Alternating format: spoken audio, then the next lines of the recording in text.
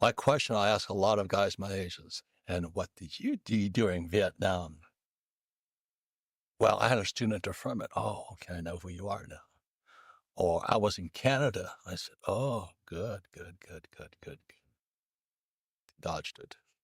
So do we have to be the absolute killers to be able to weather the financial storms? No, I didn't say that. Yeah, help me I navigate said this. it's four intelligences: mental, emotional, spiritual, physical. You look at a guy like Tiger Woods. He's got mental, emotional, physical, spiritual lined up. That putt, let's say he's putting 10 feet to win $1 million. It's mental, spiritual. It's going to, and that's why Maria Montessori school system says, what the hand does, the mind remembers. It's physical intelligence that's more important than mental intelligence. My son spent most of his K through 12 in Montessori style schools, and I'm a big fan. But I hadn't heard that phrase. That's a really powerful phrase. What the hand does, the mind remembers. I feel like so much of our education system is purely abstract and not physical. It's the exact It's opposite. emotional.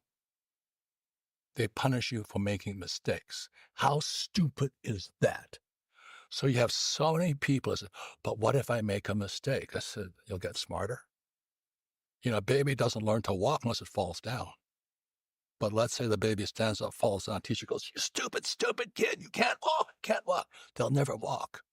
So when I meet people who are the academic types, that piece of paper that means nothing, most of them are so terrified of making mistakes. I said, what you do is so risky. Well, risk involves mental, emotional, spiritual, physical. And our schools make you, they do. I got a piece of paper. I said, that means you're an idiot. Show me your financials. My license plate on my car, I have a V12 Bentley. And I do have an EV also. But the V12 says 1.9 GPA. I go down the street. There is, I mean, there is a resentment in academia towards the rich. but also there's a kind of, and this goes back a long time. There's a sort of like the merchant class has always been reviled by Yes, the elite. you got it. Yeah.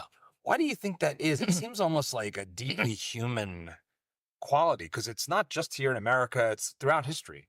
Well, we have different values, we all have different values. So for the academic types who are generally, in school, I used to call them nerds. I was a surfer. Hey, Robert, I was a nerd.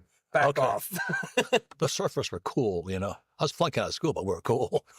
And they said, they're going, well, I'm going to go to good school. I said, good, I'm going to be surfing. It's just values. I still got into Naval Academy. I'm not stupid, but I'm also not that naive. So to go to military school, you have to be mental, emotional, physical, spiritual.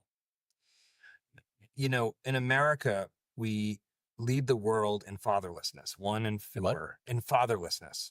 Yes. 1 in 4 Thank you for saying that. students. 1 in 4 kids are living in a home without a biological step or adoptive father. You had 2 dads. You had your biological dad, poor dad with his PhD, and rich dad, Yes. a mentor, friend. So you were rich. You were doubly rich on that score. Thank you. What do you say? But that's why your program is perfect name. It's a big part of why we do it. Yes. Fathers are not carrying the load today. I meet so many young women today who say, I can't find a man. They're TikTok dancers now. You're boomering up here, Robert.